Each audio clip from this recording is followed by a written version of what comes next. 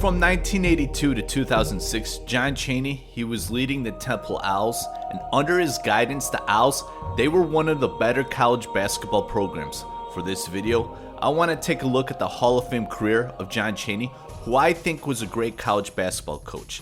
Now Chaney, he did not make it to a Final Four, nor did he win a championship, but just because he didn't do those things, I still think you can be regarded as a great college basketball coach. Now, I'm a John Chaney fan. I was very disappointed of an incident that happened near the end of his career, which I'll get to later on.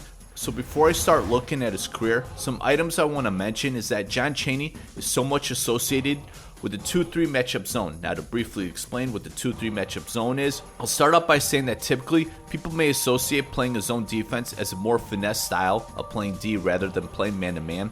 And as college coaches at times they'll switch to a zone defense to keep a player out of foul trouble. But for John Chaney's 2-3 matchup zone defense, it is a more aggressive style of a zone defense because there is much more pressure on the ball. And when you play at Temple, you really learn how to play defense. Players who played at Temple and went on to the NBA became really good defenders at the next level. And then another item I want to associate with John Chaney is how disciplined and patient his teams are.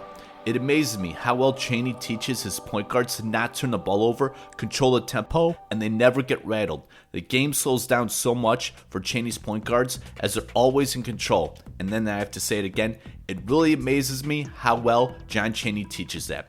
And furthermore, his teams, they do a great job of taking care of the ball. And for a game against UNLV, during this game, Dick Vitale, he was saying that John Chaney, they practice so much on just catching the ball and passing it. And Dick Vitale, he also said that Temple, they do not throw cross-court passes. And that was something that I never noticed because when I went back and watched a lot of Temple basketball, they never throw cross-court passes. They really do a great job of taking care of the ball. Now, there are also other items that John Chaney is known for, like his temper, his distinct voice that you can hear while watching a Temple basketball game. And then for Chaney's attire, there were times for Chaney, he never tied up his tie all the way.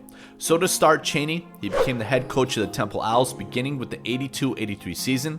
He came over, interestingly, from Division II Chaney State. But anyways, here's John Chaney's record during his first 5 seasons with Temple in the Atlantic 10 Conference. I'll talk about this conference more later on, but these first 5 seasons were before my time, and as you can see, 4 tournament appearances and twice finishing the season ranked in the top 25. So I really began watching sports in 1988, and thus the first time I heard about the Temple Owls was for the 87-88 season. I enjoyed the rankings, and I remember in a game, I believe against North Carolina, in the pregame they said the #1 Temple Owls. So at the time, I heard about college teams with state names like Indiana, Illinois, Michigan State, and then I heard about Notre Dame and perhaps DePaul. But anyways, hearing a college team with the name Temple to me was unique, as that team to me seemed so mysterious. Now the player that was mentioned with the 87-88 team a lot was Mark Macon, which is a name that you can't really forget. So Mark Macon, he was a freshman this season, a McDonald's All-American from Saginaw, Michigan, but Macon decided to go to Temple, and he was awesome as a freshman. So the 1987-1988 Temple Owls, the starting 5 were 3 seniors, a junior, and freshman Mark Macon. They became the #1 team in the country in February until the final AP poll. Now Temple, they only lost 1 game during the regular season, which was at number 8 UNLV, where Temple, they were up 58-51 with under 4 minutes left to play. And from a John Chaney coach team, you expected a win here, but then they wound up losing 59-58 on a 10-foot jump shot with 2 seconds left. But then fast forward in a game in February, the #1 Temple Owls, they traveled to North Carolina to play the #5 Tar Heels, and Temple won 83-66, and it was such a beautiful game played by Temple. All those items with John Chaney in regards to discipline, patience, and controlling the tempo were greatly on display in this blowout win by the #1 team in the country. I love going back to this game every so often to watch it again. Now, I want to show this graphic from this telecast as the announcers were explaining who are these Temple Owls and who is part of the Atlantic 10 Conference. This conference would change over time as I became a huge fan of the A10, but anyways, I just want to talk about point guard Howard Evans as he was such a great college point guard. I don't care what the stats say, he was exactly what John Chaney wants from his point guards, and Tim Perry was on this team. I remember him in the NBA, but when I go back and watch old Temple games, he was a monster on defense, blocking so many shots and playing aggressively. So Temple, ranked number 1 in the final AP poll, they got the 1 seed in the tournament, made it to the regional final, and during that run they beat Georgetown by 21 points, but anyways, in the regional final, and perhaps this is where my dislike from Duke began, but the Blue Devils, they defeated Temple to earn a trip to the Final Four. In this game, from my count, Mark Macon, he shot 5 air balls in the first half. I guess it was 8 air balls total, as Macon shot 6 of 29 in this game. I wanted Temple to win. They're up by 3 at halftime, and then it just sucked that Duke, they got to the Final Four, and perhaps this was Chaney's best team to make it to a Final Four. Alright, so for the rest of John Chaney's career, I'm going to go much quicker, as I just wanted to spend more time on the 87-88 team, as that was my introduction to Temple basketball. So after the 87-88 season, Temple, they would lose some key players, but the program would not decline. They would continue to have a very challenging non-conference schedule, and of course they held their own. And for the next 2 seasons, Temple, they'd be ranked at 1 point in each of those seasons that included a tournament appearance and an NIT appearance. So enter the 90-91 season. Mark Macon, he'd be senior. He would be along with other players who made it to the NBA, and they made it to the NBA more for their defense and center Donald Hodge and forward Mark Strickland.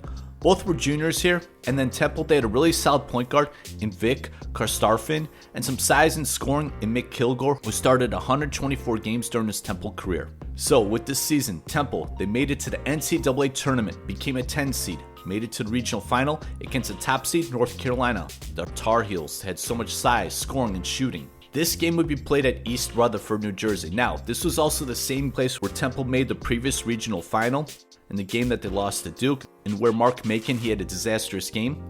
But for this game, it'd be different for Mark Macon. So North Carolina, they got out to a 10-0 lead, and then Mark Macon, he was awesome and he looked possessed as he scored 15 of Temple's next 16 points. As Temple, they got out to an early 16-14 lead. But in the end, North Carolina, they won by 3. After Mark Macon's last second 3, it was right on line, but it hit the front of the rim. As a result, this became John Chaney's second regional final loss. Enter the 91-92 season. So this is where I think I would like to say that the A-10 was getting better as a conference. One of those reasons was John Calipari was on the rise, was UMass team won the Atlantic 10 this season and earned a number 2 seed in the tournament. More on him later on. But as for the Temple Owls, Mark Macon, he went on to the NBA, and Donald Hodge, he also left for the NBA as a junior. Now Temple, they had an interesting team. On paper, this looked like one of John Chaney's better Temple teams, with seniors Mick Kilgore, Mark Strickland, an experienced point guard in Vic Karstarfin, and then a trio of young promising players in Aaron McKie, Eddie Jones, and a McDonald's All-American in Rick Brunson, the father of Jalen Brunson. So this team, they went 17-12 entering the tournament as an 11th seed, and lost to Michigan's Fab 5 in the first round when they were all freshmen. Enter the 92-93 season. Temple, they finished tied for second in the A-10 with an 8-6 record, and the A-10 was really becoming a tough conference. It was no longer going to be dominated by Temple. With John Calipari winning the A-10 a second year in a row at UMass, then there was Mike Jarvis at George Washington and Al Skinner at Rhode Island. But this was becoming John Calipari's conference, but the competition I think increased because of the success with Temple and John Chaney. I heard in an interview and Calipari said, now I'm paraphrasing this, that there's a team in a conference, meaning Temple, who became number 1. Why can't we do that at UMass? But anyways, Temple with Eddie Jones, Aaron McKie, and Rick Brunson, they made it back to the tournament, and once again, for a third time, made it to the regional final with a rematch against Michigan. As at Fab 5, now they're all sophomores. Will John Chaney finally make it to Final Four? Well, Temple, they had a 10-point lead early in the second half. It helped that they were able to make some difficult shots, but nonetheless, the Owls, they had a double-digit lead. Now this team, like a lot of Temple teams, they weren't really deep.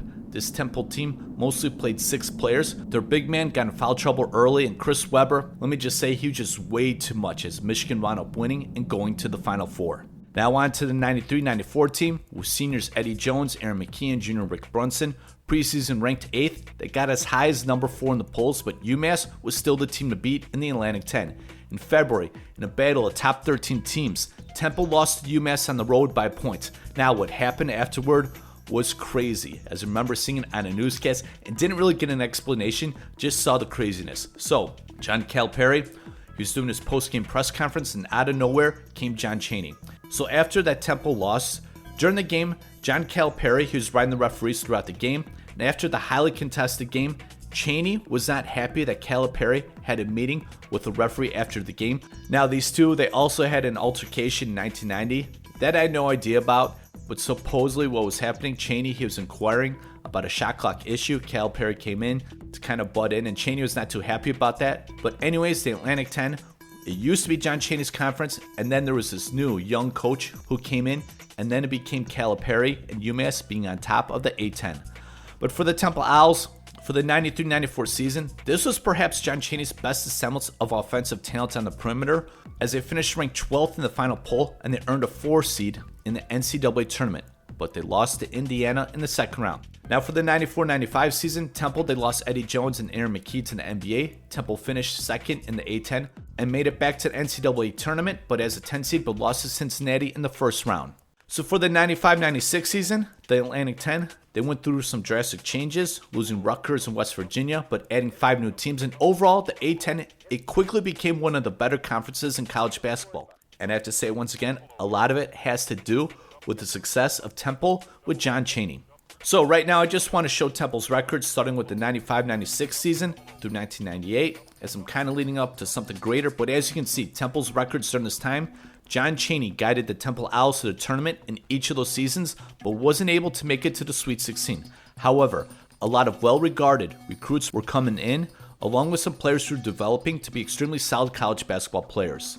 So the 98-99 Temple Owls, this was a very well-balanced team, coached by John Chaney. This is where perhaps Temple was finally going to make a Final Four under John Chaney. To begin, at point guard was such a John Chaney type of point guard, and Pepe Sanchez. He was so patient, always in control, handled the ball greatly when pressure was on him, beautiful fundamental passes, and he had awesome hands on defense. He was great at getting steals. He was just a great college point guard.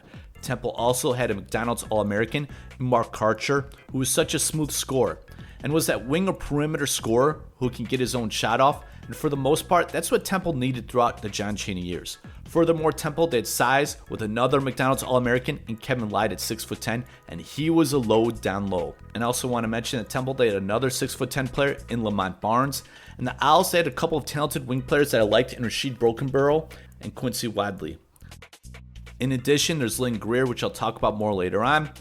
But Lynn Greer, he got injured early in the season, only played in 6 games. So the 1998-1999 Temple Owls, John Chaney, he made it back to the regional finals, the Elite 8, for a 4th time, and the 3rd time in East Rutherford, the same place where they lost to Duke in 1988 and where they lost to North Carolina in 1991.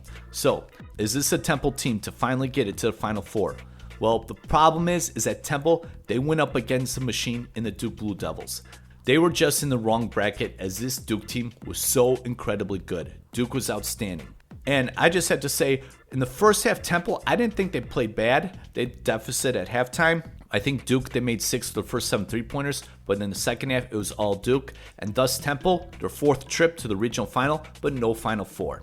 But for the following season, the 1999-2000 season, everyone was coming back except for Rasheed Brokenborough. But Lynn Greer, who'd be a future 2-time first-team All-Atlantic 10 team, would be back healthy, and this team was so well-rounded, in a way very similar to the 1988 Temple team. So this 99-2000 Owls team, they started the season ranked number 7 in the preseason poll, and then they finished 5th in the final AP poll. The main game I want to talk about occurred in February when Temple went to number 1 Cincinnati and won on the road, as this was the Cincinnati team that was a favorite to win it all with Kenyon Martin before he broke his leg in the Conference USA Tournament. But after that win at Cincinnati, I remember thinking that this is the team to take John Chaney to his first Final Four. I was so impressed with that win and so impressed with this team. So when the brackets came out, the Owls, they were a 2 seed. I know I had them going to the Final Four in my bracket, but I think I had them winning it all this season. I don't quite remember, but just for the heck of it, I'll say I had them winning it all in my bracket. But in the second round against Seton Hall, the Pirates' backup point guard, Ty Shine, he scored a career-high 26 points, shot 7 of 11 from the three-point line in this game, which also included the game winner in OT with 18 seconds left. I was so dumbfounded. And from this point, I was thinking John Chaney and Temple, they're never going to get to a Final Four. After the 99-2000 season, their best scorer, Mark Karcher, he declared for the NBA draft. Pepe Sanchez and Lamont Barnes, they were seniors. And I remember thinking at Temple, they were going to take a huge step back. But instead, John Chaney, he led the Owls back to the tournament as an 11 seed. and they blew out the first 3 opponents, including a nice 14-point win against a talented Texas team and a 21-point win against a talented Florida team. So Temple, once again, back in the Elite Eight, and this might have been John Chaney's best tournament coaching job that he's done. Temple, they wound up playing against the defending champs, the Michigan State Spartans, who really had it going with Tom Izzo at the time. But once again, Temple, in the regional final game, they lost as John Chaney, he went 0-5 in Elite 8 games. So afterward, for the next 5 seasons, Temple, they would not make it back to the NCAA Tournament, but would have 5 NIT appearances, which is something that Owls fans were not accustomed to seeing, with John Chaney leading the way. One item I just want to point out for the 01-02 season, every so often I like to check back on stats, but at some time back I was just checking back on some old Temple teams, and I was surprised, and I forgot all about this, but point guard Lynn Greer, he averaged 23.2 points per game for his senior season, which is really surprising coming from the point guard position under John Chaney, but Lynn Greer, he was a tremendous Temple Owl. So now, on to the end of John Chaney's career. In a game in February 2005 against St. Joseph's, Chaney was not happy about how the refs were calling the game and not happy with the illegal screens St. Joe's were setting. This resulted in Chaney sending in a player just to go in to commit fouls with very rough play. One of the fouls resulted in a St. Joe's Hawks player breaking his arm, which ended his senior season. Things got really crazy during this game. With the aftermath, Chaney, he suspended himself for a game and apologized profusely.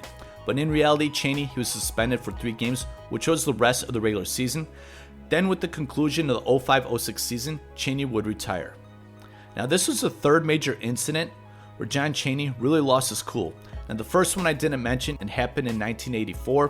What happened was that Temple was playing George Washington. One of George Washington's players did some action that Chaney did not like, so Chaney went up and put his hands on the throat of the coach of George Washington.